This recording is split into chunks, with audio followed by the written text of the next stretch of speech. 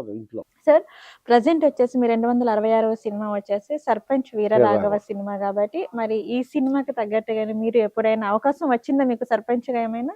నాకు political interest లేదమ్మా. Interest ఉంటే నేను ఈ పాటికి మా కార్పొరేషన్ చైర్మన్ గానో లేకపోతే ఓకే. ఎమ్మెల్యే గానో కంటెస్ట్ చేయొచ్చు. కానీ పొలిటికల్ ఇంట్రెస్ట్ లేదు నాకు. ఓకే. నాకు సినిమా తప్ప ఏది ఇంట్రెస్ట్ లేదు. ఇక్కడ హైదరాబాద్‌లో కూడా నేను రియల్ ఎస్టేట్ బిజినెస్ చేసి ఉండొచ్చు. చేస్తే ఇప్పుడు కూడా బోలెడు మంది అడుగుతుంటారు. మీరు కూడా ఇందాక అడిగారు కదా! చాలా ఫార్మ్ హౌస్‌లు అయ్యి అవునవును. ఇవి అంటే మనీ మేకింగ్ మీద పెద్ద ఇంట్రెస్ట్ లేదు నాకు. కాకపోతే ప్రతి మనిషికి డబ్బులు సఫిషియెంట్‌గా ఉండాలి. ఇక్కడ ఇప్పుడు డబ్బులు లేకపోయినా మనకు అన్ని చేసేయొచ్చు కాదు గానీ, డబ్బు మనల్ని కాపాడే వరకు ఉంటే అదృష్టం. డబ్బుని మనం కాపాడే దాకా వెళ్తే దురదృష్టం. కాబట్టి డబ్బు ఉండి మనల్ని కాపాడాలి. ఆ డబ్బు మన దగ్గర ఉంటే మనం ఇంకొంతమందిని కాపాడొచ్చు. అంతవరకు ఉంది నాకు.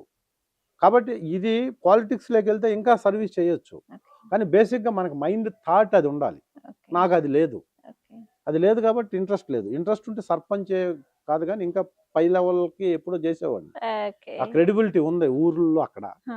కానీ బేసిక్ ఇంట్రెస్ట్ లేదు కాబట్టి చేయలా. కానీ ఇప్పుడు ఈ సినిమా ద్వారా ఎంజాయ్ చేస్తున్నాను. ఆ కథ అలా ఉంటది. 10 మందికి హెల్ప్ చేయకుండా 10 మందిని చంపేయొచ్చు సర్పంచ్ అయితే ఆ ఊరు వరకు. 90స్‌లో కథ అది. భయంకరమైన కథ అది. నాకు రియల్ గా లేని క్వాలిటీస్ నేను చేసే క్యారెక్టర్ లో ఉన్నాయి కాబట్టి నేను ఎంజాయ్ చేస్తున్నా అది. ఎంజాయ్ చేస్తున్నాను అనేసి అని చెప్పారు కాబట్టి సో రియల్ లైఫ్ లో ఒకసారి మనం చూసుకుంటే ఫ్రెండ్స్ కొంతమంది పాలిటిక్స్ లో రావడం కానీ ఇట్లా వాళ్ళకి ఇలా సపోర్ట్ చేస్తూ ఉంటారా సార్ రాజకీయ పరంగా? రాజకీయంగా అఫీషియల్ గా అయితే చేయను. ఎందుకు చేయనంటే నేను ఊరెళ్తే నాకు ఇప్పుడు సోకాల్డ్ పార్టీస్ ఎన్ని ఉన్నాయో సోకాల్డ్ క్యాస్ట్లు ఎన్ని ఉన్నాయో అందరూ ఫ్రెండ్స్ ఉన్నారు నాకు. అందరూ ఫ్రెండ్స్ ఉన్నారు. సో నేను ఒక పార్టీ ఎజెండా నాది అభిమానం ఉంటది. డెఫినెట్ గా ఫ్రెండ్స్ పోటీ చేశారు. ఇప్పుడు మా ఎమ్మెల్యే నాకు ఫ్రెండ్, మా ఎమ్మెల్సీ నాకు ఫ్రెండ్, రాబోయే వాళ్ళు ఫ్రెండ్స్ ఉన్నారు. అలా అని చెప్పేసి ఒకటే కాడి ఈ పక్కన ఎత్తుకుంటారంటారు చూసారా, ఎత్తుకొని తిరిగితే ఏమవుతుందా ఆబ్వియస్ గా ఇంకొకళ్ళు పక్కకి వెళ్ళిపోతారు. తెలియకుండానే ఇంకొకళ్ళకి మనం అవకాశం ఇచ్చినట్టు అవుతుంది కామెంట్స్ చేయటానికి. ఆడది ఈడిది ఫ్రెండ్షిప్ కి మనం వాల్యూ ఇవ్వాలనుకుంటే రాజకీయాలకు దూరంగా ఉండాలి. నా యాంబిషన్ అది. నా స్టేట్ మోటో ఏ పార్టీ ఇప్పుడు వీళ్ళని కలిస్తే వాళ్ళని కలవాలి. ఎందుకంటే మనం అక్కడ లోకల్లో ఉండట్లేదు. మనకి ఫస్ట్ ఈ యాంబిషన్ ఉంటే ఖచ్చితంగా ఒక వైపుకి వెళ్ళిపోవాల్సిందే. మనం పోటీ చేయాలి. లేకపోతే అటు నుంచి మనకి ఏదన్నా పర్సనల్ ఎజెండా పెట్టుకొని పర్సనల్గా నేనేదో వాళ్ళని ఇది చేసుకోవాలి, వాళ్ళ వల్ల నాకు ఉపయోగం ఉంటుంది అంటే ఖచ్చితంగా ఒకవైపు వెళ్ళటమే కరెక్ట్.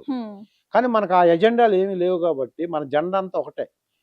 ఉన్న సర్కిల్ అందరూ నాకు కావాలి, ఉన్న ఫ్రెండ్స్ అందరూ మనోడు అనుకోవాలి అనుకుంటే పాలిటిక్స్కి చాలా దూరంగా ఉండాలి. నాకు అవకాశం ఉన్నా, క్లోజ్ ఫ్రెండ్స్ ఉన్నా నేను అందరితో సమంగా ఉండడానికి ప్రయత్నం చేస్తాను వెళ్ళి ఉన్న టైంలో. కాబట్టి నాకు ఇంటర్నల్ గా ఎవరికి సపోర్ట్ చేయను, అలానే ఎవరికి యాంటీగా ఉన్నాను, న్యూట్రల్ గా ఉంటాను. నేను ఇంట్రెస్ట్ లేదు కాబట్టి పాలిటిక్స్.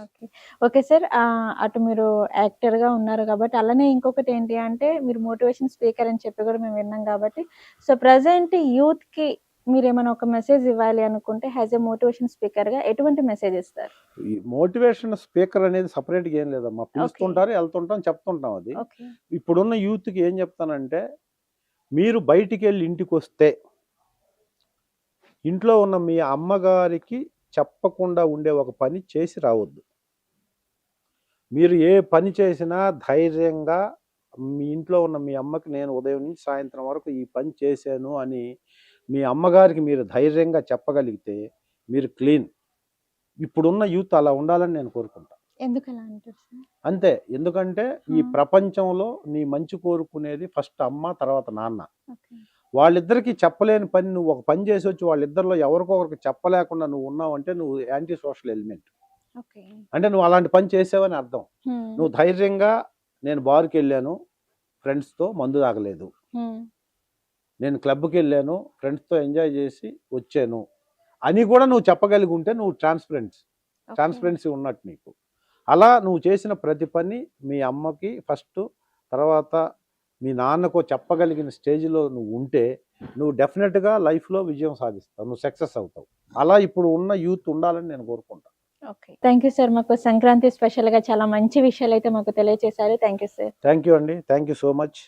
సివిఆర్ న్యూస్ ఛానల్ ప్రేక్షకులందరికీ నేను సంక్రాంతి శుభాకాంక్షలు తెలియజేస్తూ ఈ సంక్రాంతిని అందరూ ఆయురారోగ్యాలతో అష్టైశ్వర్యాలతో సుఖశాంతులతో శుభంగా జరుపుకోవాలని మనస్ఫూర్తిగా కోరుకుంటూ మీ అందరి దగ్గర సెలవు తీసుకుంటున్నా. మీ Dil Ramesh. Thank you.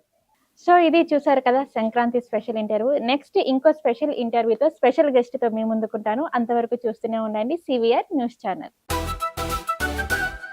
98లో first cinema Sitaramaraju అనే సినిమాతో కెరీర్ స్టార్ట్ అయింది.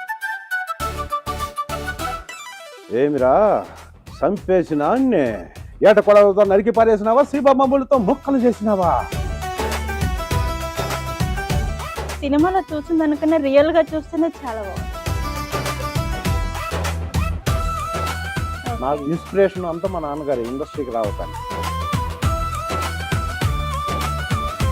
అదొక ఆప్యాయత ఉంటుంది. నేర్చుకోవటం, మార్చుకోవటం, సర్దుకోవటం, సమకూర్చుకోవటమే సినిమా.